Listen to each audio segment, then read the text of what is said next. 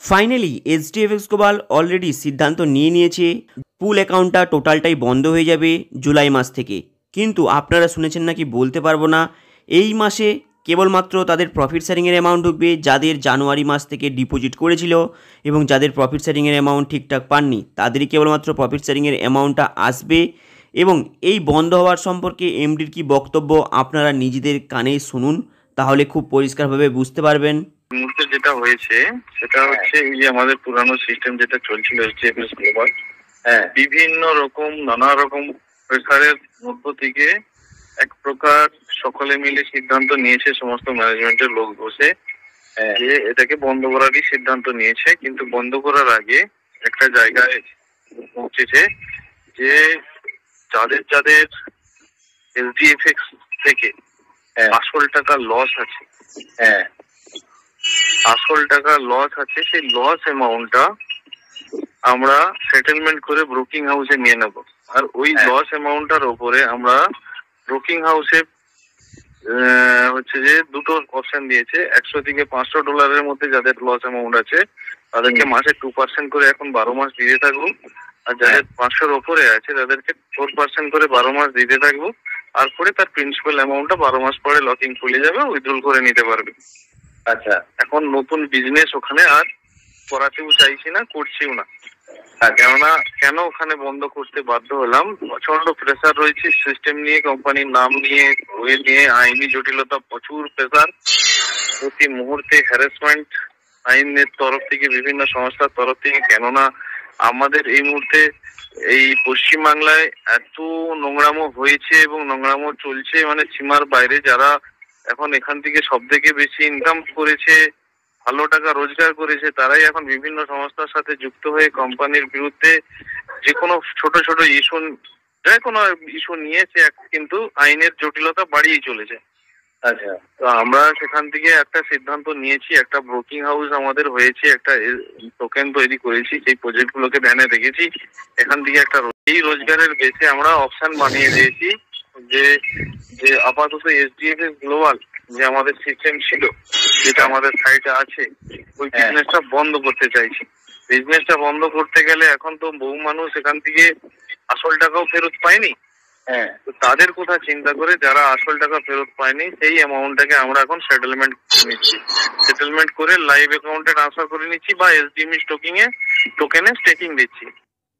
একটা টার্গেট আছে যে এটাকে আমরা একটা জায়গায় নিয়ে যাব, গোটা বিশ্ব জুড়ে এটা প্রমোট করে একটা জায়গায় নিয়ে যাব, করে যারা যারা এখনো আসল টাকা তুলতে পারেনি এইচডিএফএস থেকে, আসল টাকা পায়নি, তাদের আসল টাকাটা আমরা 1 বছরের মধ্যে প্রফিট সহ কভার করে দেবো।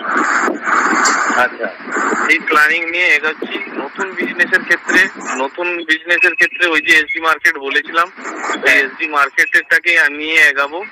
এবং হচ্ছে যে যদি বিজনেস তাতে হয় হবে, না হয় না হবে, তো সেখানে একমাত্র তারাই আসতে পারবে যারা এই বিজনেসটা বোঝে, যারা ট্রেডিংটা বোঝে। মানে ইউএসডিটি দিয়ে ডিপোজিট হবে, ইউএসডিটি দিয়ে উইথড্রল হবে, লাইভ অ্যাকাউন্ট সকলের থাকবে, সেখানে ট্রেডিং প্রফিট যদি কোনো মাসে না হয় সে মাসে কোনো ডিস্ট্রিবিউশন হবে না। এই সমস্ত কিছু কিন্তু ওখানে শর্তের মধ্যে থাকবে, সেটা উল্লেখ করে থাকবে।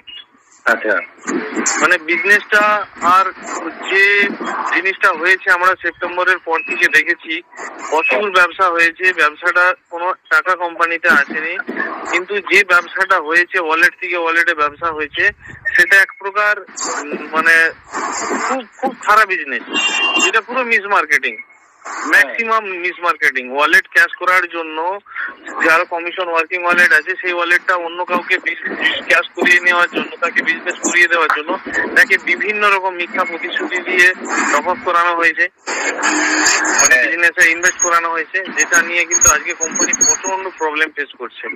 তাই সকলে মিলে যে পরিস্থিতি আছে, আজকে টানা সেপ্টেম্বর মাস থেকে কোম্পানির ইনকামিং 0। আচ্ছা, সেপ্টেম্বর মাস থেকে কোনো নতুন বিজনেসের ইনকামিং নেই। আমরা জানুয়ারি পর্যন্ত পেমেন্ট করেছি পকেট থেকে, জানুয়ারির পর থেকে সেটাও সম্ভব হয়নি, কিন্তু আমরা লাইভ অ্যাকাউন্টের পেমেন্টটা করতে থাকছি। এবারে প্রবলেমটা কোথায় দাঁড়াচ্ছে, এই মুহূর্তে যে বিজনেসটা আমরা যদি ওখানে করতে থাকি, ওখানে নিউ বিজনেস হচ্ছে না, কিন্তু ওই যে ওয়ার্কিং ওয়ালেট যেটা ক্রিয়েট হচ্ছে, প্রচুর ওয়ার্কিং ক্রিয়েট হচ্ছে, কোটি কোটি টাকা প্রতি সপ্তাহে দেখা গেল 30 কোটি টাকা, সেটা কিন্তু মার্কেটে বিজনেসে করে ক্যাশ করিয়ে নিচ্ছে সকলে। সে টাকাটা 1 টাকাও আসছে না কোম্পানিতেও, আর সে টাকাটা আবার নোংরামো করে এমন বিজনেস হচ্ছে যে বিজনেস গুলো কিন্তু মানে হচ্ছে যে যাদেরকে ইনভেস্টমেন্ট করানো হচ্ছে তাদেরকে চরম মিথ্যে কথা বলে করানো হচ্ছে। একটা ইন্টারেস্ট প্রজেক্ট হিসাবে যেমন বলছে এত টাকা দাও, মাসে মাসে এত টাকা ইন্টারেস্ট পাবে, এই ধরনের বক্তব্য দিয়ে এগুলোর ব্যবসা হচ্ছে, যেটা আমার প্রথম দিকে সাবধান করা ছিল যে এটা করা মোটেই উচিত নয়, মিস মার্কেটিং করা উচিত নয়। সেই জায়গা থেকে আমিও আমার উপরে প্রচুর অ্যাকশন এসেছে, সেই অ্যাকশনটাকে আমি যেভাবে ম্যানেজ করে আটকে রেখেছি। কিন্তু একটাই শর্ত করা আছে, যদি আমি প্রত্যেককে ম্যানেজমেন্টে বসে সিদ্ধান্ত নিয়েছি যে ব্যবসা যদি করতে চাই তাহলে রিয়েল বিজনেস, যে মার্কেটে আমরা বিজনেস করছি সেই মার্কেটের রিয়েল বিজনেসই করব। যেহেতু ব্রোকিং হাউস আছে আমাদের, আমরা যে টাকাটা রোজগার করব সেই টাকাটা আমরা ধীরে ধীরে যারা টাকা এই মুহূর্তে লস করেছে এসডিএফএক্স থেকে, তাদের লসটা প্রফিট সহ লস অ্যামাউন্টটা রিকভারি করে দেবো। আচ্ছা, এবারে সেখান থেকে দু একটা অপশন দিয়ে দিয়েছি, দেখবেন সাইডে সেটেলমেন্ট বলে একটা অপশন আছে, যেখানে যে লস অ্যামাউন্টটা বোঝানোর জন্য কত আইডিতে কত ইনভেস্টমেন্ট আছে, কত ইনকাম পেয়েছে, বাদ দিয়ে অ্যামাউন্টটা হিসাব করে দেওয়া আছে। লাইভ অ্যাকাউন্ট এখন করে নেবে, ওটা 12 মাস সময় নিয়েছি, প্রিন্সিপালটা ওটা উইথড্রল করতে পারবে। এখন আপাতত প্রফিটটা নিতে থাকবে 12 মাস, ঠিক আছে? তারপরে 12 মাস পরে প্রিন্সিপালটা উইথড্রল নিয়ে নিতে পারবে। এইটা এই মুহূর্তে আমরা এই করে দিয়েছি মার্কেটে।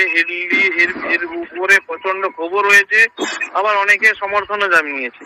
প্রচন্ড ক্ষোভ তাদেরই আছে যারা এখান থেকে ইনকাম ভালো পেয়েছে, কিন্তু এখন ভাবছে যে আর আমরা পাবো না কিছু, কিন্তু কোম্পানির কিছু করার নেই এই মুহূর্তে, কেননা কোম্পানি না হলে এদেরকেও রিকভারি করতে পারবে না, অন্যান্য কোম্পানির মতো তো হাত তুলে দিয়ে বসে থাকতে হবে। যেটুকু সংশোধন আছে, মানে আমাদের যেটুকু ইনকাম মানে রোজগার আছে, সেই রোজগারটা আমার ইচ্ছা যারা এখানে লস করেছে, যদিও সেই টাকাটা আমার কাছে আসেনি, তবুও তাদেরকেই আমরা দেবো। কেননা কোম্পানির সুনামের মানে কোম্পানির যে দুর্নাম জায়গাটা ভেবে চিনতে, যে আমরা যদি যারা লস করেছে তাদের লস অ্যামাউন্টটা রিকভার করে দিতে পারি, তাহলে অন্তত একটা জিনিস হবে, যে একটা জায়গায় দাঁড়াবে যে এসডিএফএক্স থেকে কারো আসল টাকা অন্তত লস হয়নি।